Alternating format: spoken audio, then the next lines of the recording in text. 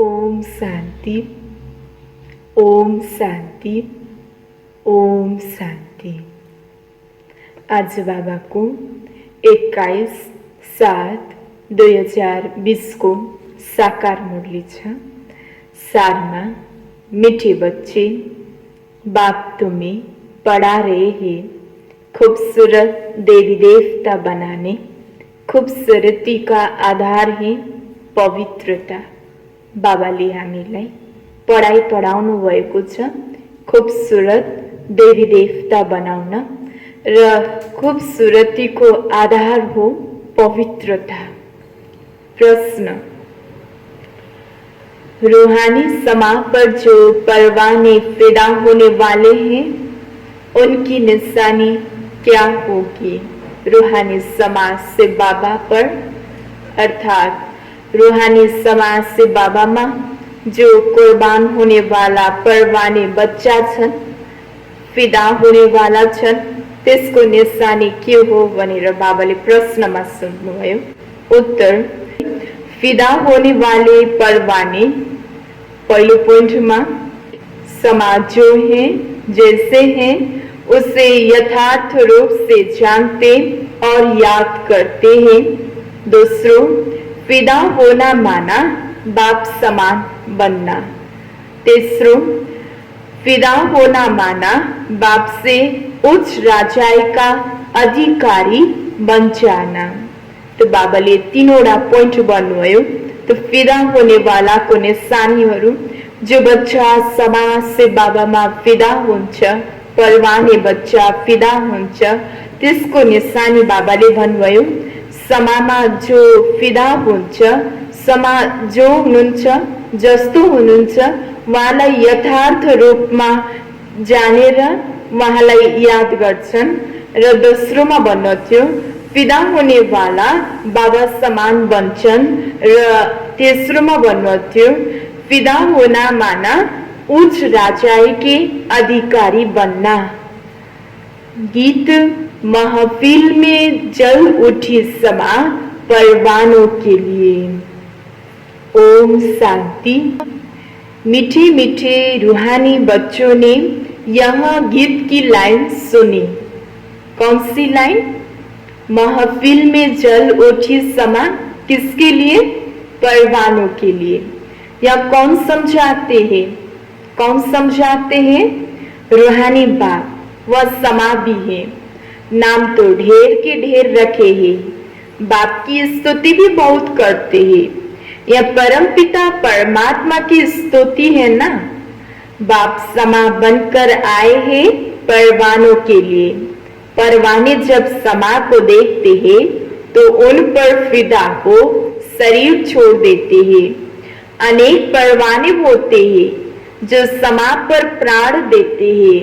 उसमें भी खास जब दीपमाला होती है, बत्तियां बहुत चलती है, तो छोटे छोटे जीव ढेर रात को मर जाते हैं। अब तुम बच्चे जानते हो, हमारा बाबा है सुप्रीम रूह। उनको हुसैन भी कहा जाता है। बहुत खूबसूरत थे क्योंकि वह एवर प्योर है। आत्मा प्योर बन जाती है तो उनको शरीर भी प्योर नेचुरल सुंदर मिलता है। शांतिधाम में आत्माएं पवित्र रहती है। फिर जब यहाँ आती है पाठ बचाने, सतो प्रदान से सतो रजो तमो में आती है। जब हमें आफ्नो घर देखी यहाँ खेल खेल्न आयौं, यो सृष्टिमा खेल खेल्न आयौं, त हाम्रो आत्मा सतो प्रदान हुनको कारण हामीलाई शरीर पनि सतो प्रदान प्राप्त हुन्छ। फेरि सतो प्रदानदेखि हाम्रो सतो रजो तमो हाम्रो स्टेज तल आउँदै जान्छ। त्यही भएर बाबाले भन्नुभयो कि पाठ बजाने आती है तो सतो प्रदान से सतो रजो तमो में आती है। फिर सुंदर से श्याम अर्थात काली एंड प्योर बन जाती है। आत्मा जब पवित्र है तो गोल्डन एज कही जाती है। उनको फिर शरीर भी गोल्डन एज मिलता है। दुनिया भी पुरानी और नई होती है। वही हसीन परम पिता परमात्मा जिसको भक्ति मार्ग में बुलाते हैं, हे शिव बाबा, वह निराकार परम पिता परमात्मा आया हुआ है आत्माओं को इन प्योर से प्योर हसीन बनाने, खूबसूरत बनाउन अहिले बाबा आउनु भएको छ। ऐसे नहीं, आजकल जो बहुत खूबसूरत है उनकी आत्मा पवित्र है नहीं, भल शरीर खूबसूरत है फिर भी आत्मा तो पतित है ना। विलायत में कितने खूबसूरत बनते हैं जानते हो। यहाँ लक्ष्मी नारायण है सतयुग की खूबसूरत और यहाँ है हेल के खूबसूरत। मनुष्य इन बातों को नहीं जानते हैं, बच्चों को ही समझाया जाता है। यह नर्क की खूबसूरती है। हम अभी स्वर्ग के लिए नेचुरल सुंदर बन रहे हैं। 21 जन्म के लिए ऐसा सुंदर बनेंगे। अहिले यो संगम युगमा हामी पढाइ पढेर बाबाको यादद्वारा हामीले आफ्नो आत्मालाई सुन्दर सतुप्रधान बनाउँछौं भने सतयुगमा हामीलाई सुन्दर शरीर प्राप्त हुन्छ 21 जन्मको लागि। यहाँ की खूबसूरती तो एक जन्म के लिए है। यहाँ की खूबसूरती तो एक जन्म के लिए है। यहाँ बाबा आया हुआ है सारी दुनिया के मनुष्य मात्र तो क्या दुनिया को खूबसूरत बनाते हैं। सतयुग नई दुनिया में थे ही खूबसूरत देवी देवताएं। वहां बनने के लिए अभी तुम पढ़ रहे हो। बाबा को समाधि कहते हैं परंतु वह है परम आत्मा। जैसे तुमको आत्मा कहते हैं वैसे उनको परम आत्मा कहते हैं। तुम बच्चे बाप की महिमा गाते हो, बाप फिर बच्चों की महिमा करते हैं। तुमको ऐसा बनाता हूँ जो मेरे से भी तुम्हारा उच्च मर्तबा है। मैं जो हूँ जैसा हूँ, जैसे मैं पाठ बजाता हूँ यह और कोई नहीं जानते। अभी तुम बच्चे जानते हो कैसे हम आत्माएं पाठ बजाने के लिए परम धाम से आती है। तो हम शूद्र कुल में थी, अब ब्राह्मण कुल में आई है। यह भी तुम्हारा वर्ण है। यो ब्राह्मण वर्ण यो हाम्रो वर्ण हो और कोई धर्म वालों के लिए यह वर्ण नहीं है। जो कल्प कल्प पहिला देवी देवता बनेका थिए उनीहरूको लागि मात्रै यो वर्णहरू हो। ब्राह्मण वर्ण पछि फेरि देवता वर्ण, क्षेत्रीय वर्ण, फेरि वैश्य वर्ण, फेरि शूद्र वर्ण, फेरि ब्राह्मण वर्ण। यो स्टेज हामी पार गर्दै जान्छौं। यी 5 वटा स्टेजलाई हामी यो वर्णहरू पास हुँदै जान्छौं भने अरु कुनै धर्महरूको यो वर्ण हुँदैन। उनीहरूको अरु सबै हामी सबै आत्माहरूको स्टेज सतो रजो तमो हुन्छ भने तो अरु धर्म आत्माहरूको वर्ण हुँदैन। तो बाकी यह वर्ण हामी ब्राह्मण आत्माहरूको लागि मात्रै हो। उन्हों के वर्ण नहीं है, उन्हों का तो एक ही वर्ण है। कृष्ण ही चला आता है। हाँ, उनमें भी सतो रजो तमो में आते हैं। बाकी यह वर्ण तुम्हारे लिए है। सृष्टि भी सतो रजो तमो में आती है। यहाँ सृष्टि चक्र बेहद का बाप बेहद समझाते हैं। जो बाप ज्ञान का सागर पवित्रता का सागर है। खुद कहते हैं मैं पूर्ण जन्म नहीं लेता हूँ। बल शिव जयंती मनाते हैं परंतु मनुष्य को तो यह पता नहीं कि कब आते हैं। उनकी जीवन कहानी को कोई भी जानते नहीं। बाप कहते हैं मैं जो हूँ जैसा हूँ, मेरे में जो पाठ है, सृष्टि चक्र कैसे फिरता है, यह तुम बच्चों को मैं कल्प कल्प समझाता हूँ। तुम जानते हो यह सीढ़ी उतरते उतरते तमो प्रदान बने हैं। 84 जन्म भी तुम लेते हो।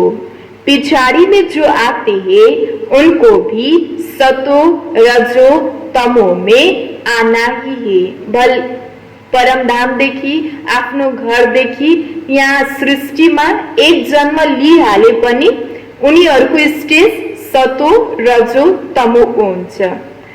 तो तुम तमो प्रधान बनते हो तो सारी दुनिया तमो प्रधान बन जाती है। फिर तो तुमको तमो प्रधान से सतो प्रधान जरूर बनना है। यह सृष्टि चक्र फिरता रहता है। अभी कलयुग, इसके बाद फिर सतयुग आएगा। कलयुग की आयु पूरी हुई। बाप कहते हैं मैंने साधारण तन में हो बहु कल्प पहले मुआफी प्रवेश किया है। फिर से तुम बच्चों को राजयोग सिखाने। योग तो आजकल बहुत है, बैरिस्टरी योग, इंजीनियरिंग योग। बैरिस्टरी पढ़ने के लिए बैरिस्टर के साथ बुद्धि का योग लगाना होता है। हम बैरिस्टर बन रहे हैं तो पढ़ाने वालों को याद करते हैं। उनको तो अपना बाप अलग है, गुरु भी होगा तो उनको भी याद करेंगे। तो भी बैरिस्टर के साथ बुद्धि का योग रहता है। आत्मा ही पढ़ती है, आत्मा ही शरीर द्वारा जज, बैरिस्टर आदि बनती है। अभी तुम बच्चे आत्मा अभिमानी के संस्कार अपने में डालते हो। आधा कल्प देह अभिमान में रहे। अब बाप कहते हैं देही अभिमानी बनो।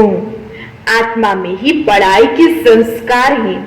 मनुष्य आत्मा ही जज बनती है। अभी हम विश्व के मालिक, विश्व का मालिक देवता बन रहे हैं।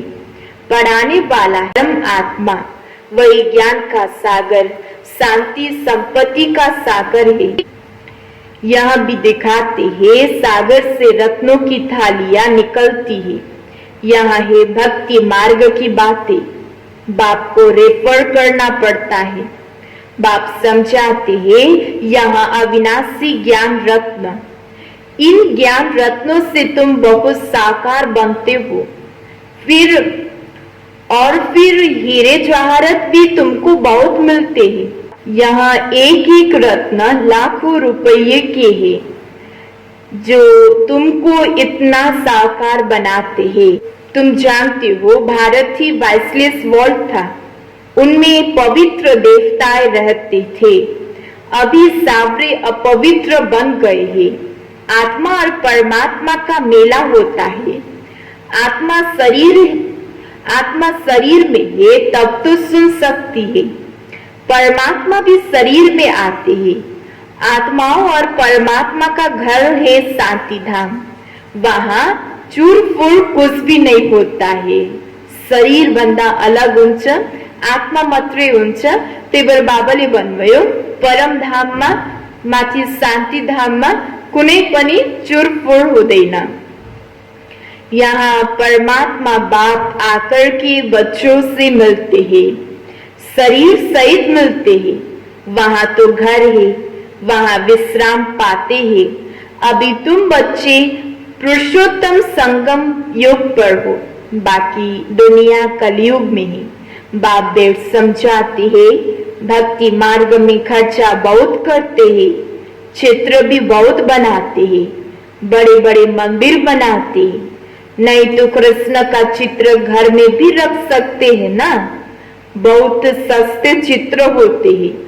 फिर इतना दूर दूर मंदिर में क्यों जाते हैं? यहाँ भी भक्ति मार्ग। सतयुग में यहाँ मंदिर आदि नहीं होती है, वहां है ही पूज्य। कलयुग में है पुजारी। अभी तुम संगम पर पूज्य देवता बन रहे हो। अभी तुम ब्राह्मण बनते हो। इस समय तुम्हारा यहाँ अंतिम पुरुषार्थी शरीर मोस्ट वैल्यूएबल है। इसमें तुम बहुत कमाई करते हो। बेहद के बाप के साथ तुम खाते पीते हो, पुकारते भी उनको है। ऐसे नहीं कहते हैं कृष्ण से खाओ। बाप को याद करते हैं।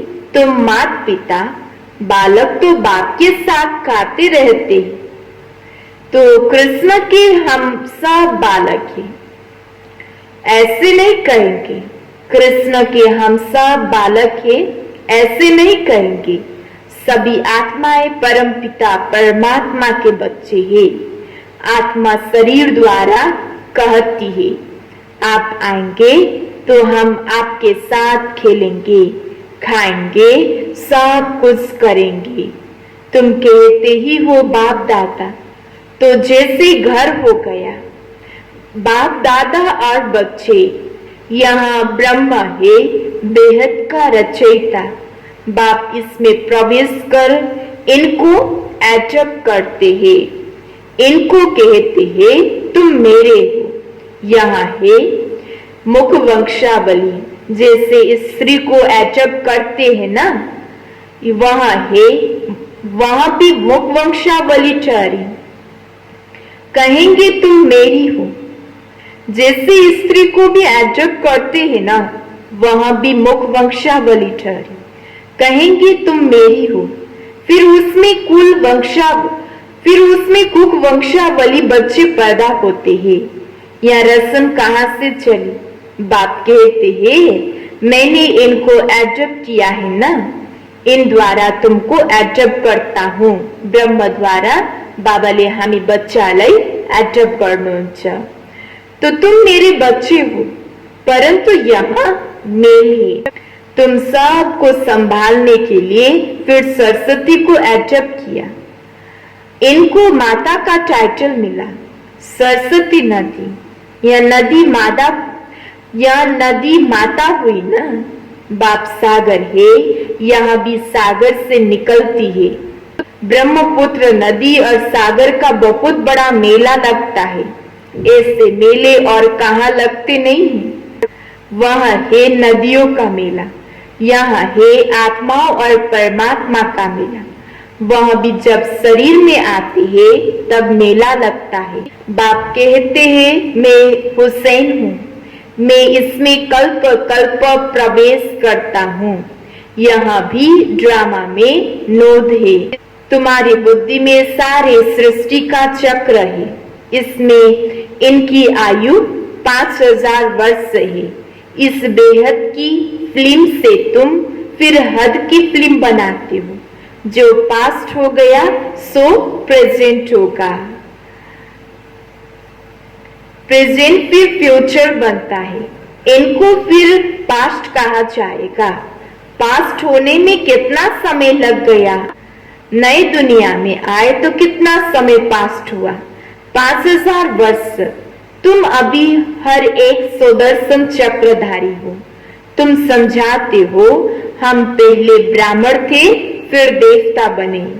तुम बच्चों को अभी बाप द्वारा शांति धाम सुख धाम का वर्षा मिलता है। बाबा आकर के 3 धर्म स्थापना करते हैं, ब्राह्मण धर्म, देवता धर्म, क्षत्रिय धर्म। बाकी सबका विनाश करा देते हैं। वापिस ले जाने वाला तुमको सदगुरु बाप मिला है। बुलाते भी है हमको सदगति में ले जाओ, शरीर को खलास कराओ। ऐसी युक्ति बताओ जो हम शरीर छोड़ शांति धाम में जाए। गुरु के पास भी मनुष्य इसलिए जाते हैं, परंतु वहां गुरु तो शरीर से छुड़ाकर साथ में ले नहीं जा सकता। पतित पावन है ही एक बाप, तो वह जब आते हैं तो पावन जरूर बनना पड़े। बाप को ही कहा जाता है कालों का काल महाकाल। सभी को शरीर से छुड़ाकर साथ में ले जाते हैं। यहाँ है सुप्रीम गाइड, सभी आत्माओं को वापस ले जाते हैं। यह छीछी शरीर है, इनके बंधन से छोड़ना चाहते हैं। कहाँ शरीर छूटे तो बंधन छूटे। अभी तुमको इन सब आसुरी बंधनों से छुड़ाकर सुख के दैवी संबंध में ले जाते हैं। तुम जानते हो हम सुख धाम में आएंगे वाया शांति धाम। फिर दुख धाम में कैसे आते हैं? यहाँ भी तुम जानते हो, बाबा आते ही है श्याम से सुंदर बनाने। बाप कहते हैं मैं तुम्हारा ओबीडिएंट सच्चा फादर भी हूँ। फादर हमेशा ओबीडिएंट होता है, सेवा बहुत करते हैं, खर्चा कर पढ़ा कर फिर सब धन दौलत बच्चों को देकर खुद जाए साधुओं का संग करता है, अपने से भी बच्चों को ऊंचा बनाता है। यहाँ भी बाप कहते हैं मैं तुमको डबल मालिक बनाता हूँ। तुम विश्व के मालिक भी बनते हो तो ब्रह्मांड के भी मालिक बनते हो। तुम्हारी पूजा भी डबल होती है। एउटा द्वापर युगदेखि देवी देवताको रूपमा र अर्को शिव बाबासँग शालिग्रामको रूपमा हाम्रो डबल पूजा हुन्छ। तो आत्माओं की पूजा होती है, देवता वर्ण में भी पूजा होती है। मेरे तो सिंगल रूप में शिवलिंग के रूप में पूजा होती है। मैं राजा तो नहीं बनता हूँ, तुम्हारी कितनी सेवा करता हूँ। ऐसे बात को फिर तुम क्यों भूल जाते हो? हे आत्मा, अपने को आत्मा समझ मुझ बाप को याद करो, तुम्हारे विकर्म विनाश होंगे। तुम किसके पास आए हो? पहले बाप फिर दादा, अभी फादर, पहले बाप फिर दादा, अभी फादर, फिर ग्रेट ग्रेट ग्रैंडफादर, आदि देव एडम, क्योंकि बहुत बिरादरियां बनती है। शिव बाबा को कोई ग्रेट ग्रेट ग्रैंडफादर कहेंगे क्या? हर बात में तुमको बहुत उच्च बनाते हैं। ऐसे बाबा मिलता है फिर तुम भूल क्यों जाते हो? भूलेंगे तो पावन कैसे बनेंगे? बाप पावन बनने की युक्तियां बतलाते हैं, इस याद से ही खाद निकलेगी। बाप कहते हैं मीठे मीठे लाडले बच्चे, देह अभिमान छोड़ आत्मा अभिमानी बनना है, पवित्र भी बनना है। काम महाशत्रु है, या एक जन्म मेरे खातिर पवित्र बनो। लौकिक बाप भी कहते हैं ना, कोई गंदे काम नहीं करो, मेरी दाढ़ी की लाज रखो। पारलौकिक बाप कहते हैं मैं तुमको पावन बनाने आया हूँ, अब काला मुंह मत करो, नहीं तो इज्जत गवाएंगे। सभी ब्राह्मणों की और बाप की भी इज्जत गवा देते हैं। तो गलत कर्म गरी सके पछी बाबा को बनेर ब्रह्म कुमार कुमारी को इज्जत को साथ साथ बाबा को पनि नाम बदनाम हुन्छ। तो लिखते भी है बाबा हम गिर गए, काला मुंह कर दिया। बाबा कहते हैं मैं तुमको हसीन बनाने आया हूँ, तुम फिर काला मुंह करते हो। तुम्हें तो सदा हसीन बनने का प्रसाद करना है। अच्छा, मीठे मीठे सिकी लदे बच्चों प्रति माता पिता बाप दादा का याद प्यार और गुड मॉर्निंग। रूहानी बाप की रूहानी बच्चों को नमस्ते, रूहानी बच्चों की रूहानी बाप को याद प्यार और गुड मॉर्निंग, नमस्ते नमस्ते। धारणा के लिए मुख्य सार, पहला पॉइंट, यहाँ अंतिम पुरुषार्थी शरीर बहुत वैल्यूएबल है, इसमें बहुत कमाई करनी है। बेहद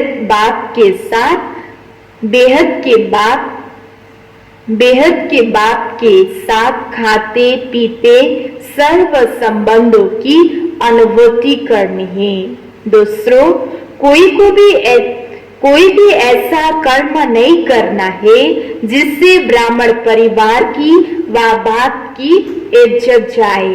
आत्माभिमानी बन पूरा पवित्र बनना है, याद से पुरानी खाद निकालनी है। वरदान, कलयुगी दुनिया के दुख अशांत का नजारा देखते हुए सदा साक्षी व बेहद के वैरागी भव। कलयुगी दुनिया के दुख अशांत का नजारा देखते हुए सदा साक्षी व बेहद के वैरागी भव। इस कलयुग की दुनिया में कुछ भी होता है, लेकिन आपकी सदा चढ़ती कला है। दुनिया के लिए हाहाकार है और आपके लिए जय जयकार है। आप किसी भी परिस्थिति से घबराते नहीं, क्योंकि आप पहले से ही तैयार हो। साक्षी होकर हर प्रकार का खेल देख रहे हो। कोई रोता है, कोई चिल्लाता है। साक्षी होकर देखने में मजा आता है। जो कलयुगी दुनिया के दुख अशांत का नजारा साक्षी होकर देखते हैं, वह सहज ही बेहद के वैरागी बन जाते हैं। स्लोगन: कैसे भी धरनी तैयार करनी है तो वाणी के साथ वृत्ति से सेवा करो। कैसी भी धरनी तैयार करनी है तो वाणी के साथ वृत्ति से भी सेवा करो। बाबाले आज मुख्य सारमा भन्नुभएको थियो, मीठे बच्चे, बाप तुम्हें पढ़ा रहे हैं खुशबूदार देवी देवता बनाने। खूबसूरती का आधार है पवित्रता। प्रश्न: रूहानी समा पर जो परवाने फिदा होने वाले हैं, उनकी निशानी क्या होगी?